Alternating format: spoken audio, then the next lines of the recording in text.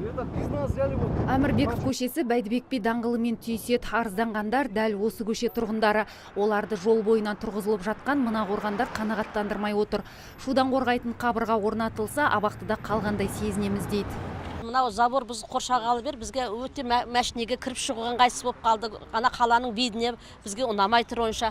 Егер бұл әкімшілік бұны қозғауға болмайды, бұған ақша бөлініп қойған жағдайда бұны істей алмаймыз дейтін болса, хотя бы мынау Алатау тойханасының алдын ашық қалдырса да, соның өзі әдем болады. Мына көрікті жерге бізге бала шағамызбен демалуымызға жақсы орын болып қалып еді. Лажы болса біздің осы арыздарымызға, осы айтып атқан барлық нелерімізге әкімшіліктер, қаланың адамдары бізге көңіл болып осы мәселеміз шешіп, екі жаққа да ыңғайлы бір мәселемен шешіп берсе деген тілекпен сіздерге шақыртып отырмыз. Біздің мәселеміз қарасаңыздар екен.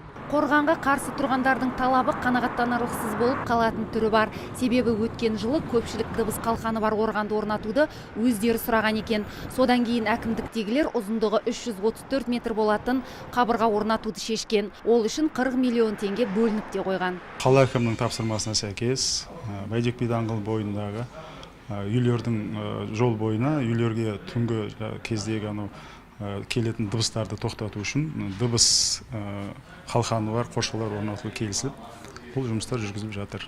Жолдың бойында бұл жаңағыдай қойылған эффектін алу үшін ол жер сплошной жолдың бойы жаңағыдай түгелдей жабылу керек. Сонда ғана біз өзіміздің жаңағыдай жобаға сәйкес жұмыстар орындалды деп есептелген болады. Айта кетейік, мұндай дыбыс қалқаны бар қабырғалар Шымкент бойынша алғаш рет салынуда.